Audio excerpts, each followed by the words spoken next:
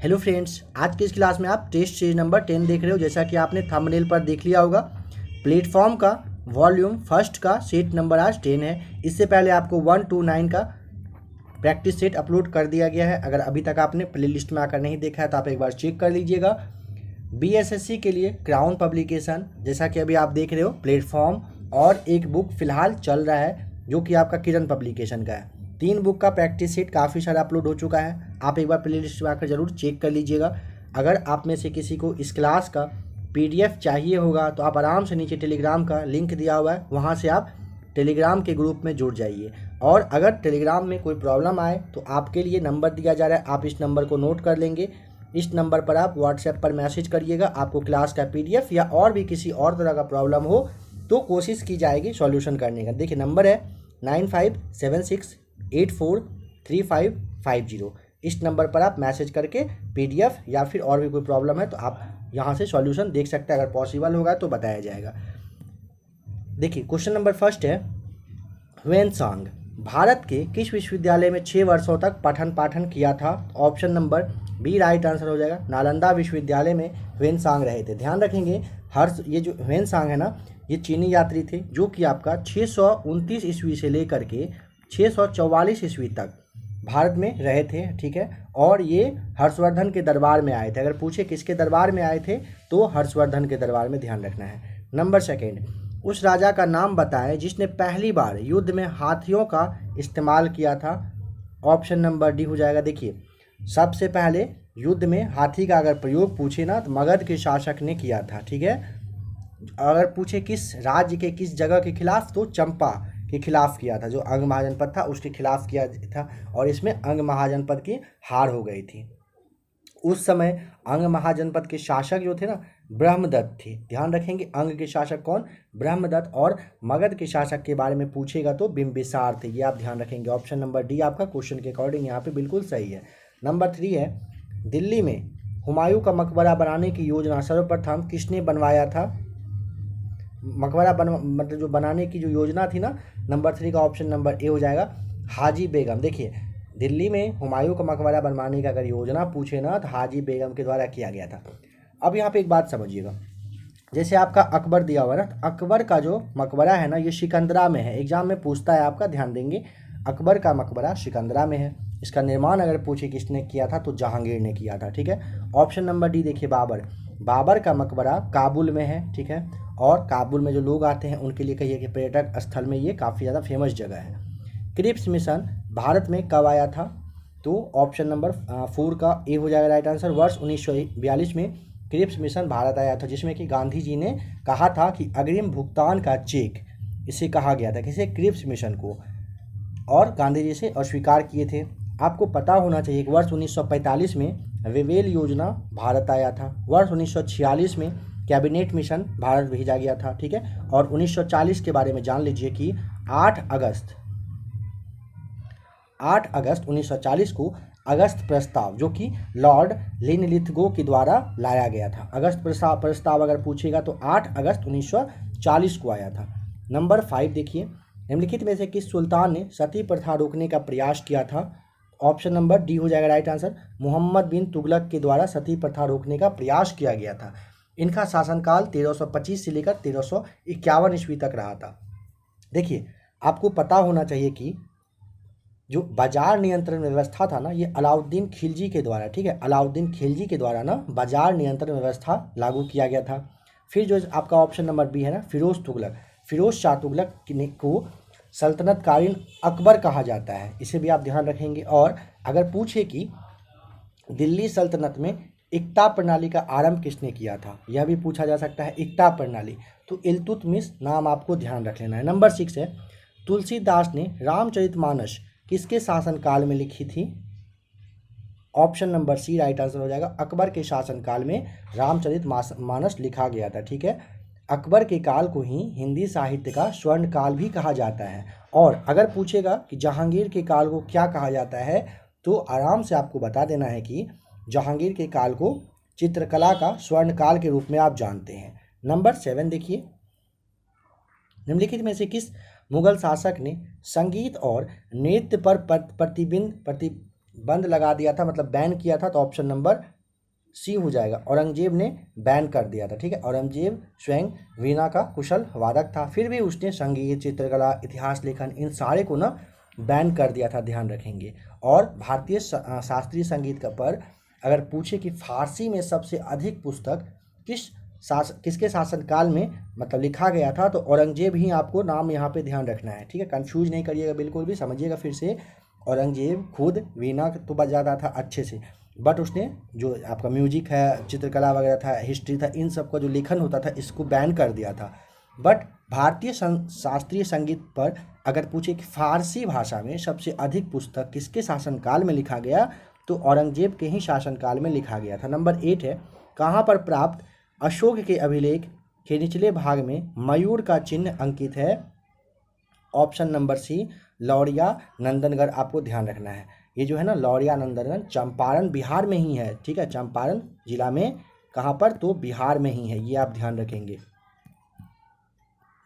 Number 9 है, भारत में मुद्रा आपूर्ति की स्थिति के संबंध में कहा जा सकता है कि, क्या कह सकते हैं? 9 का ऑप्शन नंबर ए, जनता के पास मुद्रा बैंकों में जमा से कम है। ऑप्शन नंबर ए यहाँ पे राइट आंसर हो जाएगा। नंबर 10 है, देखिए बताना है कि 2022 में BBC Indian sports women of the year award किसे दिया गया है? Option number D, Mirabai Chanu को। जो वन चक्रवातों के अवरोधकों का कार्य करते हैं वे वन क्या कहलाते हैं? नंबर 11 का ऑप्शन नंबर सी हो जाएगा, मैंग्रोव वन आप उसे कहते हैं, ठीक है। और ये ना डेल्टाई प्रदेश में पाया जाता है, ध्यान रखेंगे सबसे ज़्यादा, और ये चक्रवात की गति को रोकने में सक्षम होता है। नंबर 11 हो गया। आइए नंबर 12 देखते हैं। यहाँ पे आपको बताना है कि पाटलिपुत्र को पालीब्रोथा किसने कहा था? नंबर 12 का ऑप्शन नंबर सी हो जाएगा, पाटलिपुत्र को पालीब्रोथा मेगास्थनीज के द्वारा कहा गया था। और सेल्यूकस निकेटर का राजदूत मेगास्थनीज था, जो कि चंद्रगुप्त मौर्य के दरबार में राजदूत बनकर आया था।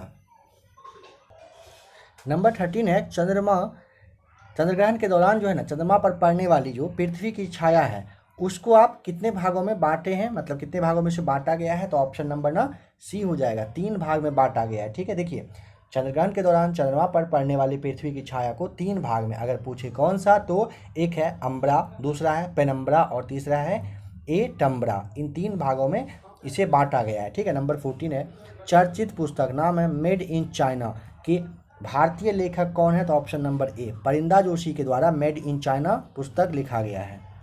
अंतर्राष्ट्रीय ग्रामीण महिला दिवस कब मनाया जाता है? नंबर 15 का ऑप्शन नंबर डी हो जाएगा, 15 अक्टूबर को अंतर्राष्ट्रीय महिला दिवस के रूप में आप मनाते हैं।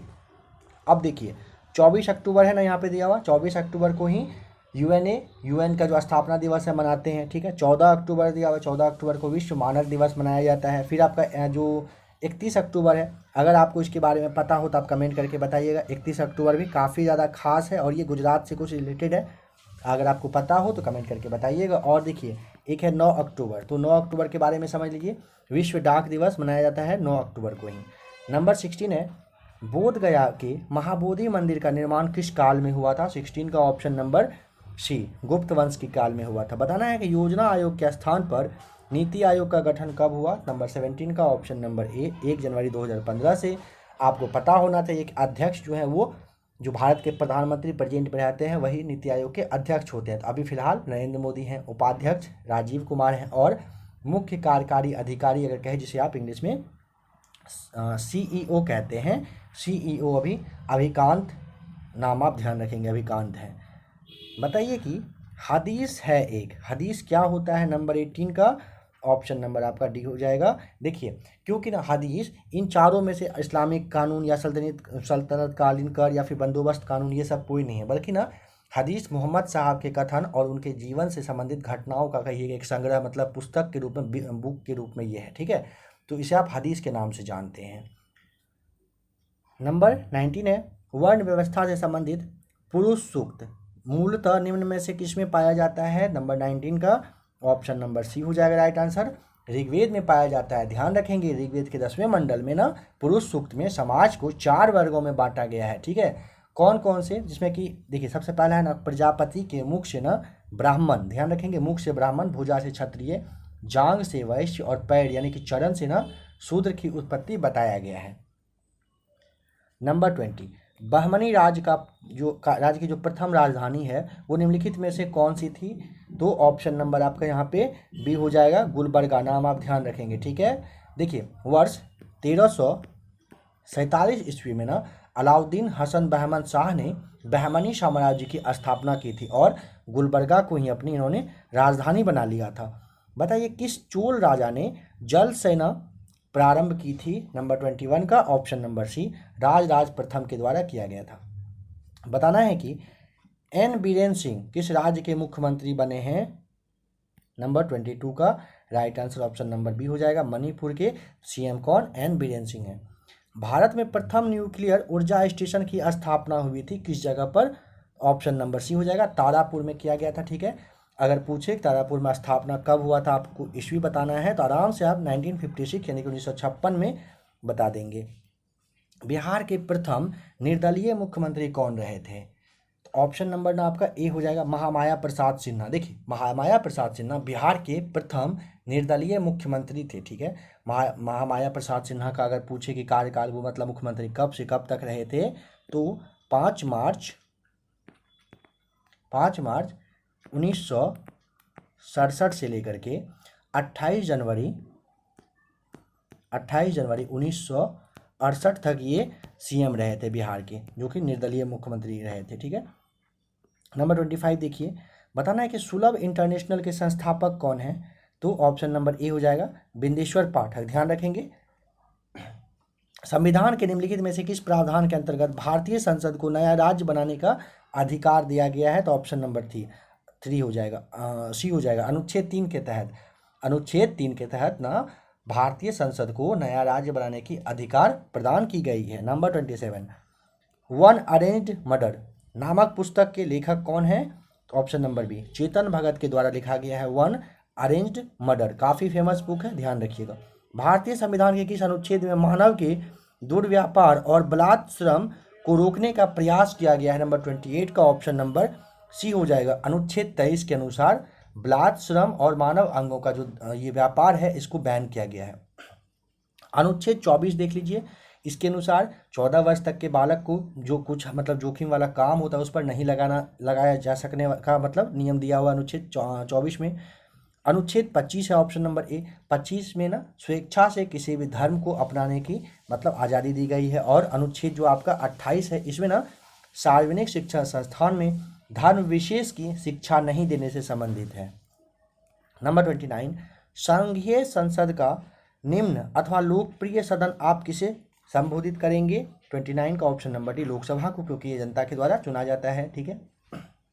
भारत के पहले उपराष्ट्रपति जिनकी कार्यकाल के दौरान मृत्यु हुई थी वे कौन थे? नंबर 30 का ऑप्शन नंबर ए हो जाएगा, कृष्णकांत। देखिए, एकमात्र उपराष्ट्रपति कृष्णकांत जो कि 1997 से इनका 2002 तक का टर्म रहना था, इनकी मृत्यु मतलब कार्यकाल के ही दौरान हो गया था, ठीक है। नेक्स्ट है, भारतवर्ष में सर्वप्रथम दूरभाष का प्रादुर्भाव मतलब किस वर्ष हुआ? स्टार्टिंग बताना है कब हुआ? ऑप्शन नंबर डी हो जाएगा, वर्ष 1850 में सबसे पहले स्टार्ट किया गया था, ठीक है। और ये जो टेलीग्राफ सेवा है ना, कोलकाता से डायमंड हार्बर के बीच में स्टार्ट किया गया था। निम्न में से कौन पंचायती राज व्यवस्था को संवैधानिक दर्जा प्रदान करता है? 32 का ऑप्शन नंबर ए हो जाएगा, जो आपका 11वीं अनुसूची है ना। ध्यान दीजिएगा कि 73वां संविधान संशोधन में ना 11वीं अनुसूची को जोड़ा गया था, ठीक है। इसमें जो अनुच्छेद आपका जो 243 का क से लेकर 9 तक है, ध्यान रखेंगे, क से लेकर 9 तक के आधार पर ही ना पंचायती राज को ना संवैधानिक दर्जा दिया गया है। और एक देखिए 74वां जो संविधान संशोधन है वो 12वीं अनुसूची में इसमें जोड़ा गया था, जो कि नगर पालिकाओं से संबंधित है। और इसमें टोटल अगर पूछे कितना तो 18 विषय है। अगर किसमें तो आपका 74वां संविधान संशोधन और जो 12वां अनुसूची है, 12वां जो आपका अनुसूची है, इसमें 18 विषय को रखा गया है। नंबर 33 है, भारत के आर्थिक नियोजन के क्षेत्र में एक शोषण विहीन समाज की स्थापना के उद्देश्य से किसने सर्वोदय योजना प्रस्तुत की? नंबर 33 का option number A, Jayaprakash Narayan ने। नंबर 34 है, 21 अप्रैल को कौन सा दिवस आप मनाते हैं बताइए? देखिए 21 अप्रैल को ना सिविल सेवा दिवस मनाया जाता है, ऑप्शन नंबर ए। आप यहाँ पे ना अप्रैल के बारे में जान ही लीजिए। जैसे पृथ्वी दिवस है आपका ना, ये आपका 22 अप्रैल को मनता है, ठीक है। पंचायती राज दिवस जो है आपका 24 अप्रैल को, और विश्व विरासत दिवस आपका हो जाएगा 18 अप्रैल को मनता है, ठीक है। इसे आप ध्यान रख लीजिएगा। पूर्ण स्पर्धा में कीमत का लेन देन आप किसे मानते हैं? 34 का ऑप्शन नंबर ए, फर्म को माना जाता है। ध्यान रखेंगे, पूर्ण स्पर्धा में ना फर्म में प्रवेश करना और बाहर निकलना दोनों ही काफ़ी क्या होता है, ईजी होता है, आसान होता है। बताना है कि भूटान की मुद्रा क्या है? ऑप्शन नंबर ना डी, नुगलूर ट्रम हो जाएगा। कहाँ की? तो भूटान की मुद्रा है। उस राजा का नाम जो खिलजी वंश से संबंधित नहीं था, वो कौन सा है? देखिए ऑप्शन नंबर जो डी दिया हुआ है ना, मलिक काफूर। ध्यान रखेंगे कि मलिक काफूर अलाउद्दीन खिलजी का सफल, एक कहिए कि मतलब सक्सेसफुल सेनानायक था, ठीक है, जिससे कि 1000 दिनार में ना गुजरात अभियान में से खरीद कर लाया गया था, ठीक है। अलाउद्दीन खिलजी ने लाया था। तो ऑप्शन नंबर आपका डी जो है ये नहीं था। बाद बाकी खिलजी वंश के जलालुद्दीन, मुबारक शाह और अलाउद्दीन, ये खिलजी वंश से संबंधित ये सब था। 38 देखिए, अंग्रेजों ने सिक्के ढालने की टकसाल सर्वप्रथम कहाँ स्थापित की थी? तो ऑप्शन नंबर डी हो जाएगा, कलकत्ता में किया गया था, ठीक है। और अगर पूछे कि आधुनिक टकसाल कहाँ पर है, तो आपको बता देना है आराम से कि नोएडा में है। और कब स्टार्ट हुआ नोएडा में? 1889 में, माफ़ कीजिएगा 1989 में, 1989 में किया गया है। देखिए नंबर 39 है कि भारत के उस राज्य का नाम बताइए जहां जंगली गधों का एकमात्र अभ्यारण्य स्थित है। कहां पर है? 39 का ऑप्शन नंबर बी हो जाएगा, गुजरात में है। ध्यान रखेंगे। और देखिए गिर राष्ट्रीय उद्यान जो है ना गुजरात में ही है, जो कि सींग के लिए मतलब है। फिर आपका काजीरंगा कहाँ पर है? तो असम में है, और ये एक सींग वाले गेंडा के लिए प्रसिद्ध है। वाल्मीकि टाइगर रिजर्व बिहार में है, ऑप्शन ए बिहार में है, बिहार के पश्चिमी चंपारण में है, ठीक है। नंबर 40, एकमात्र ग्रह जहां दिन की लंबाई उसके वर्ष की अपेक्षा अधिक होती है, ऑप्शन नंबर बी होगा राइट आंसर, शुक्र। यहाँ पे बताना है कि परमाणु ऊर्जा नियामक जो बोर्ड है इसके अध्यक्ष कौन है? 41 का ऑप्शन नंबर आपका बी हो जाएगा, जी नागेश्वर राव परमाणु ऊर्जा नियामक बोर्ड के अध्यक्ष हैं। लोक लेखा समिति अपनी वार्षिक रिपोर्ट किसे पेश करती है? 42 का ऑप्शन नंबर बी, लोकसभा के अध्यक्ष को। किस भारतीय राज्य में ईसाई जनसंख्या का प्रतिशत उच्चतम है? ईसाई जनसंख्या पूछा है। 43 का ऑप्शन नंबर यहाँ पे आपका ना सी हो जाएगा राइट आंसर, मिजोरम में है। बताइए कि आश्रा, संपूर्ण पोषण और विद्या कानूका किस राज्य की योजनाएं हैं? ऑप्शन नंबर सी हो जाएगा, आंध्र प्रदेश की ये तीनों योजनाएं हैं। कौन सा? आश्रा, संपूर्ण पोषण और विद्या कानूका जो है।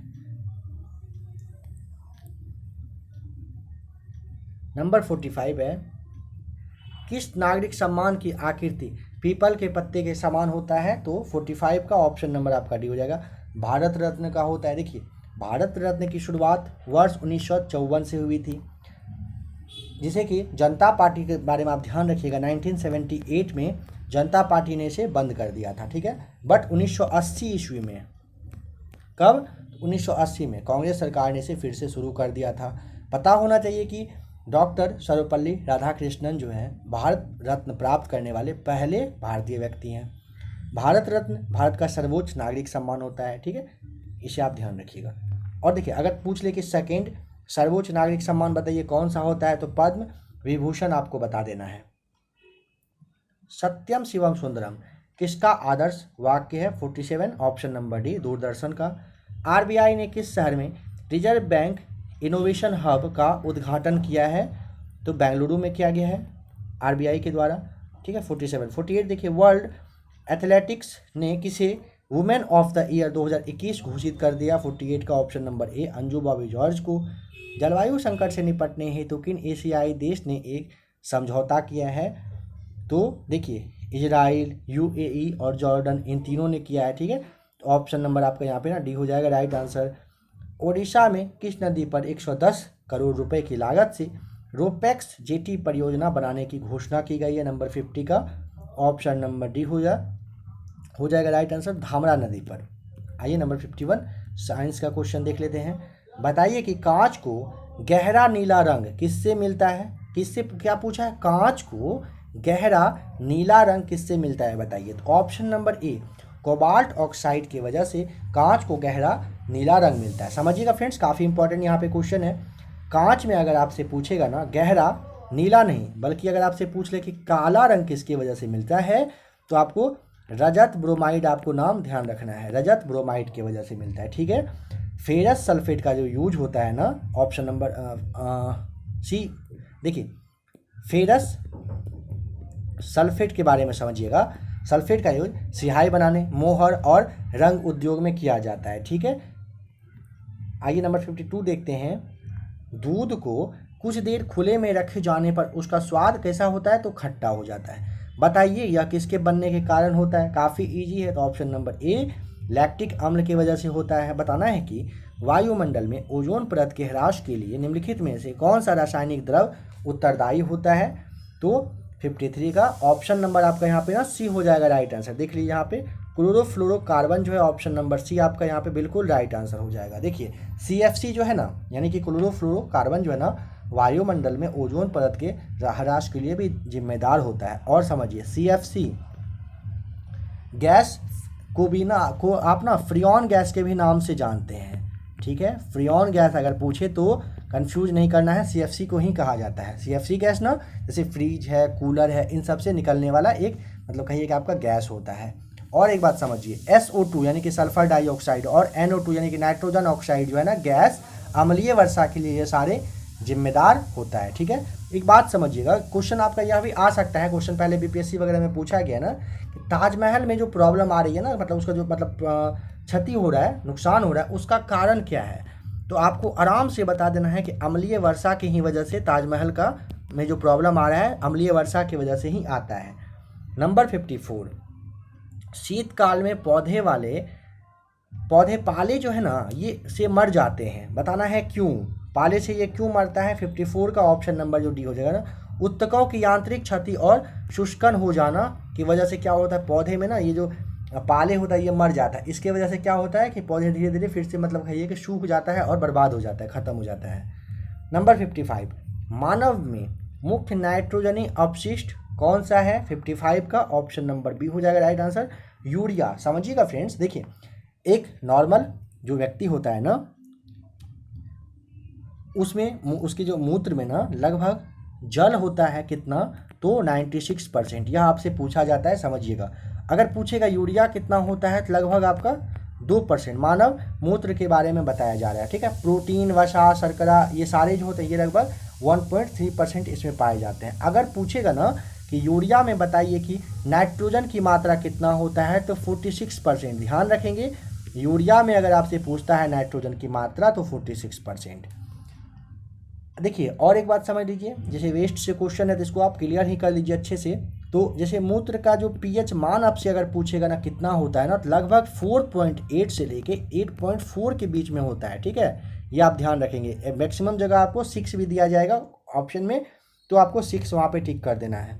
सबसे बड़ा जीवित पक्षी कौन सा है? 57 का ऑप्शन नंबर बी हो जाएगा, शुतुरमुर्ग। देखिए एक पक्षी का नाम है डोडो, जो कि काफ़ी हद तक कहिए कि गायब हो चुका है। आपको पता होना चाहिए शुतुरमुर्ग का अंडा सबसे बड़ा होता है। कीवी जो होता है, ठीक है, कीवी यह जो है ना न्यूजीलैंड का, ठीक है, न्यूजीलैंड का ये मतलब कि कीवी पक्षी न्यूजीलैंड में पाया जाता है। और सबसे छोटा पक्षी अगर पूछे आपसे कौन सा होता है, तो हमिंग बर्ड आपको ध्यान रखना है। और एक बुक है, बुक का नाम है इंडियन बर्ड। यह जो इंडियन बर्ड पुस्तक है, बुक है ना, ये पूछे किसके द्वारा लिखा गया है, तो डॉक्टर सलीम के द्वारा लिखा गया है। काफ़ी फेमस बुक है। आइए 57 देखते हैं। डेंगू ज्वर का बता दीजिए कारण क्या होता है, तो ऑप्शन नंबर डी हो जाएगा, वायरस की वजह से क्या होता है, डेंगू होता है। इसमें क्या होता है ना कि प्लेट्स का कम हो जाना होता है। ठीक है, देखिए अगर आपसे पूछेगा ना कि बताइए कि जीवाणु की वजह से क्या होता है, ठीक है, समझिएगा। अगर आपसे पूछेगा कि जीवाणु की वजह से कौन सा बीमारी, तो देखिए डिप्थीरिया, काली खांसी, हैजा, टाइफाइड, टिटनस, ये सारे ना जीवाणु के ही वजह से होता है। अब आइए आगे, नंबर सी देखिए, प्रोटोजोआ। अगर पूछता है प्रोटोजोआ की वजह से, जिसे परजीवी कहते हैं, मलेरिया, पायरिया, पेचिस, काला जहर, जो आपका ये नींद आना होता है, सोने की बीमारी, ये सारे प्रोटोजोआ की ही वजह से होता है। इसे भी आप ध्यान रखिएगा, काफ़ी इम्पोर्टेंट है। ठीक है, आपको पता होना चाहिए कि रेबीज, पीलिया, डेंगू, एड्स, जो खसरा है, ये सारे रोग जो है ना, ये विषाणु की वजह से होता है। ठीक है, नंबर 58 देखते हैं। थैलासीमिया एक अनुवांशिक बीमारी है, यह किसको प्रभावित कर देती है? तो 58 का ऑप्शन नंबर ए हो जाएगा, रुधिर को ये प्रभावित करता है। असमान वेग और एक समान त्वरण के साथ चल रहे पिंड के लिए इन चारों में से क्या होगा? चाहिए तो आराम से, आपको टाइम ज़्यादा चाहिए तो वीडियो को रोक लीजिएगा। ऑप्शन नंबर डी हो जाएगा, वेग समय ग्राफ रेखित होता है। ठीक है, option number D right answer है। ऑपरेशन फ्लड किससे संबंधित है? 60 का ऑप्शन नंबर सी हो जाएगा। दुग्ध उत्पादन को आप ना ऑपरेशन फ्लड कहिए, इसके भी नाम से जानते हैं। ठीक है, ध्यान रखिएगा। या फिर आप श्वेत क्रांति भी इसे कहते हैं। अगर पूछे कि इसके जन्मदाता कौन है? डॉक्टर वर्गीज कुरियन, आपको नाम ध्यान रखना है। और इसका जो शुरुआत है वर्ष 1970 में हुआ था, इसे भी आप ध्यान रखेंगे, आपके एग्जाम में यह भी पूछा जा सकता है। अब यहाँ पे नंबर 61 है, बताना है कि ध्वनि की आवृत्ति n है, तरंगदैर्घ्य जो है ये आपका मतलब कि लैम्डा दिया हुआ है, और जो चाल है ये आपका v है। तो बताना है कि वेवलेंथ है, तो बताइए कि इसके बीच में रिलेशन क्या होगा? तो ऑप्शन नंबर बताइए यहाँ पे राइट आंसर क्या हो जाएगा? आपको यहाँ पे ये फॉर्मूला याद करना पड़ेगा। ठीक है, ऑप्शन नंबर आपका यहाँ पे डी हो जाएगा राइट आंसर। और एक बात समझिएगा फ्रेंड्स, अगर आपसे पूछता है ना कि तरंगदैर्घ्य के बारे में, कि तरंगदैर्घ्य का एसआई मात्रक क्या होता है, तो आपको एंगस्ट्रम बता देना है। ठीक है, इसे आप ध्यान रखेंगे। एंगस्ट्रम जो है ये तरंगदैर्घ्य का आपका क्या होता है? एसआई मात्रक होता है। ठीक है, अगर पूछे कि एक एंगस्ट्रम बराबर कितना होता है ये बताइए, तो आपको बताना है 10 टू द पावर -10 m आपको यहाँ पे बताना है। ठीक है, इसे आप ध्यान रखिएगा। नंबर 61 हो गया। नंबर 62 पे चलते हैं। यहाँ पे आपको बताना है कि यहाँ पे सुमेलित करना है, मतलब मैच करना है किससे, किसका क्या राइट आंसर हो जाएगा। देखिए, हाइड्रोक्लोरिक दाब का जो सिद्धांत है ना, ये पास्कल के द्वारा, नंबर 3 हो जाएगा राइट आंसर। गति के जड़त्व का जो सिद्धांत है ये आपका गैलीलियो के द्वारा। ठीक है, सौर प्रणाली की हेलियोसेंट्रिक जो सिद्धांत है ये किसने दिया था? तो ये कोपरनिकस के द्वारा ये दिया गया था। ठीक है, और गुरुत्वाकर्षण का जो सार्वत्रिक नियम है ये न्यूटन के द्वारा दिया गया था। यहाँ पे आप ऑप्शन अपना देख लीजिए क्या राइट आंसर हो जाएगा। आइए नंबर 63 पे चलते हैं। देखिए, यहाँ पे आपको बताना है कि क्या यहाँ पे राइट आंसर हो जाएगा। तो देखिए, फर्मी जो है ना, ऑप्शन नंबर आपका यहाँ पे जो 3 है राइट आंसर हो जाएगा। 10 टू द पावर -15 मीटर होगा राइट आंसर। एक एंगस्ट्रम के बारे में अभी जस्ट आपको बताया गया था कि कितना होता है, यहाँ पे 1 लिखना है आपको। क्या हो जाएगा यहाँ पे? Option number A 10 to the power -10 m यानी कि मीटर होता है। ठीक है, फिर देखिए, एक प्रकाश वर्ष, यहाँ पे प्रकाश वर्ष है ना, तो एक प्रकाश वर्ष आप समझ लेंगे, ये आपका हो जाएगा 9.46 × 10 to the power 15 right answer. और एक पार्शिक, यहाँ पे एक नहीं दिया हुआ है तो आप एक पार्शिक समझेंगे, होता है 3.08 × 10 टू द पावर 16 मीटर हो जाएगा। ठीक है, तो यहाँ पे आपका ऑप्शन नंबर आप यहाँ पे मैच करेंगे तो आपका ऑप्शन नंबर डी आ जाएगा राइट आंसर। नेक्स्ट है नंबर 64, कार्बोनाइट किसका अयस्क होता है? तो 64 का ऑप्शन नंबर आपका डी हो जाएगा यूरेनियम का। देखिए, यहाँ पे कार्नोटाइट दिया हुआ है ना, कार्नोटाइट जो है ना यूरेनियम धातु का ये क्या है? तो अयस्क होता है। अब समझिए, यूरेनियम को आप आशा धातु में भी कहते हैं। ठीक है, इसे आप आशा धातु के भी नाम से जानते हैं। फिर है भारत में, अगर आपसे पूछे कि यूरेनियम का जो सर्वाधिक उत्पादन होता है वो कहाँ पर होता है, तो आपको यहाँ पे झारखंड नाम ध्यान रखना है। कहाँ पर होता है? तो झारखंड में होता है। ठीक है, आपको पता होना चाहिए कि पिच ब्लेड जो होता है ना, यूरेनियम धातु का ये अयस्क है, और बॉक्साइट जो है ना, एल्युमिनियम धातु का अयस्क होता है। कंफ्यूज नहीं करिएगा। नंबर 65, निम्नलिखित में से संतृप्त वसा अम्ल छांटिए, मतलब बताइए कौन सा हो जाएगा? 65 का ऑप्शन नंबर ए, जो आपका, एक मिनट फ्रेंड्स, यहाँ पे ना नहीं, नंबर 65 में टोटल आप ये समझ लीजिए कि पामेटिक अम्ल होता है। ठीक है, यहाँ पे पामेटिक जो एसिड आपका दिया हुआ ना, ये संतृप्त अम्ल होगा। 65 का ऑप्शन नंबर बी फ्रेंड्स। यहाँ पे थोड़ा सा कन्फ्यूजन है, बट यहाँ पे 5 का ऑप्शन नंबर बी ही राइट आंसर होगा। ठीक है, अगर इसके अलावा कुछ और हुआ तो आपको कमेंट में बता दिया जाएगा, लेकिन अभी यहाँ पे आप समझ लीजिए option number B right answer होगा। और समझिए पामिटिक अम्ल में ना टोटल अगर पूछेगा ना कितना, तो 16 कार्बन परमाणु वाले ये मतलब यौगिक होते हैं। ठीक है, नंबर 66 है, बताइए कि मम्प्स है, मम्प्स क्या होता है, तो ऑप्शन नंबर सी हो जाएगा। विषाणु द्वारा उत्पन्न रोग को आप क्या कहते हैं, मम्प्स कहते हैं, ध्यान रखिएगा। ठीक है, आइए देखते हैं नंबर 67। बताइए कि यहाँ पे इन दोनों को मैच करना है, किसके वजह से क्या होना होता है। तो देखिए जैसे सर्दी है ना आपका, तो एक मिनट फ्रेंड्स यहाँ पे, हाँ देख लीजिए इसको 66 को एक बार देख लीजिए। मम्प्स एक विषाणु द्वारा उत्पन्न होने वाला रोग होता है। ठीक है, अगर ये पूछे ना कि मम्प्स जो है ना विषाणु के कारण जो होने वाला लाल ग्रंथियों से एक मतलब गंभीर कहिए कि संक्रमण होता है, और इसे ना एक टीके के द्वारा नॉर्मली आसानी से रोका भी जा सकता है। अगर पूछे कैसे, तो एक टीके के द्वारा रोका जा सकता है। बताना है कि यहाँ पे मैच करना है। देखिए सर्दी है ना आपका, हो जाएगा ये होता है, सर्दी होता है किसकी वजह से, तो ऑप्शन नंबर ए वायरस यानी कि विषाणु की वजह से होता है। फाइलेरिया जो है आपका ये आपका परजीवी कृमि के द्वारा होता है। फिर आपका मलेरिया है तो परजीवी प्रोटोजोआ की वजह से, और आंत्र जो ज्वर है ये आपके बैक्टीरिया की वजह से होता है। ठीक है, ऑप्शन आप यहाँ पे मैच करेंगे, ऑप्शन नंबर बी आपका यहाँ पे बिल्कुल सही दिया हुआ है। 68 नंबर देख लेते हैं। अंतरिक्ष यान में ऑक्सीजन की आपूर्ति के लिए प्रयुक्त किए जाने वाले एक कोशिकीय शैवाल का नाम बताइए, क्या है, ऑप्शन नंबर सी क्लोरेला होता है, ध्यान रखेंगे। कैल्शियम कार्बाइड पर पानी गिरने से उत्पन्न गैस होती है कौन सी, ऑप्शन नंबर डी एसिटिलीन उत्पन्न होती है। कुछ ऑटोमोबाइल्स में पीले रंग के अतिरिक्त हेडलाइट्स क्यों लगे होते हैं, ऑप्शन नंबर सी ताकि पीला प्रकाश कोहरे को भेद देता है और कोहरे भरी रात में मार्ग को प्रकाशित रखता है। ठीक है, ऑप्शन नंबर आपका ना यहाँ पे सी राइट आंसर हो जाएगा नंबर 70 का। नंबर 71 है, पोर्टलैंड सीमेंट के प्रमुख संघटकों में शामिल कौन सा है, तो ऑप्शन नंबर आपका यहाँ पे ना डी हो जाएगा, लाइम, सिलिका और एल्यूमिना।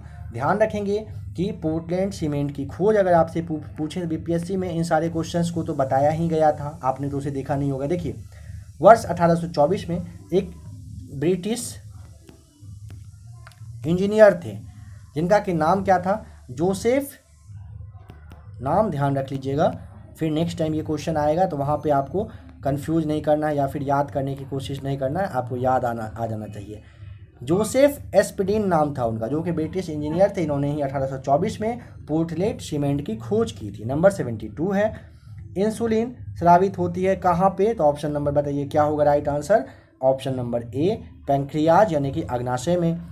अवतल लेंस के मुख्य फोकस पर मिलती हुई प्रतीत होने वाली प्रकाश किरण अपवर्तन के बाद कैसे निकलेगी, ऑप्शन नंबर सी मुख्य अक्ष के समांतर निकलेगी। नंबर 74 है, मेंडलीफ के आवर्त सारणी के अनुसार आपको बता देना है कि निम्नलिखित समूहों में से किस तत्व समूह को बाद में तालिका में जगह मिली है। 74 का ऑप्शन नंबर बी हो जाएगा। ठीक है, ध्यान रखेंगे, स्कैंडियम, गैलीनियम और जर्मेनियम को बाद में जगह दिया गया है। ठीक है, सोल्डर किसकी मिश्र धातु है, ऑप्शन नंबर डी सोल्डर जो है ना तीन और शीशा का होता है, ध्यान रखेंगे। और एक दो बात समझिए, अगर आपसे पूछ लेगा ना गन मेटल, तो कॉपर, जिंक और टीन जो है ये गन मेटल का मिश्र धातु है। ठीक है, German silver copper zinc nickel का होता है। फ्यूज का तार के बारे में अगर पूछेगा तो टीन और सीसा का ये मिश्र धातु होता है, ध्यान रखेंगे। पीतल के बारे में पूछेगा तो जिंक और कॉपर आराम से आपको बता देना है। तो फ्रेंड्स अभी आपने टोटल 75 क्वेश्चन देखा, आशा करता हूँ आज का क्लास अच्छा लगा होगा। फ्रेंड्स अगर आप में से किसी का साइंस का पोर्शन अगर थोड़ा बहुत भी कमज़ोर हो तो आप कमेंट करके बताइएगा, अगर साइंस कमज़ोर हो, क्योंकि देखिए एक स्पीडी का साइंस है, आपको पता ही होगा, स्पीडी साइंस काफ़ी ज़्यादा अच्छा बुक है साइंस के लिए। अगर आप में से कोई चाहते हो कि स्पीडी साइंस का भी क्लास आए तो आप बताइएगा, उसका भी क्लास आपके लिए प्रोवाइड करवा दिया जाएगा। स्पीडी साइंस आपके बीएसएससी के लिए, बीपीएससी के लिए, बिहार के किसी भी एग्ज़ाम के लिए काफ़ी ज़्यादा सफिशियंट है, आप इसे ध्यान रखिएगा। तो अगर आपको उस बुक के बारे में पता हो अच्छी बात है, अगर आपको उस पर पहले से कमांड हो तो फिर कोई बात ही नहीं। अगर आपको क्लास चाहिए होगा तो आप कमेंट करके बताइएगा, हो सकता है कि आपके लिए स्पीडी साइंस का भी प्रैक्टिस शीट फिर ला दिया जाएगा, काफ़ी ज़्यादा अच्छा रहेगा साइंस के लिए आपका। तो ऐसे ही फ्रेंड्स बने रहिएगा विषय एकेडमी के साथ। अगर वीडियो आपको अच्छा लगा होगा तो आप लाइक ज़रूर करिएगा। और BSSC के लिए चैनल को अभी ही सब्सक्राइब कर लीजिए। किसी तरह का प्रॉब्लम हो, कोई बात हो तो आप कमेंट कर सकते हैं या फिर व्हाट्सएप पे आप मैसेज कर सकते हैं। ठीक है फ्रेंड्स, वीडियो देखने के लिए आपका बहुत बहुत थैंक्स।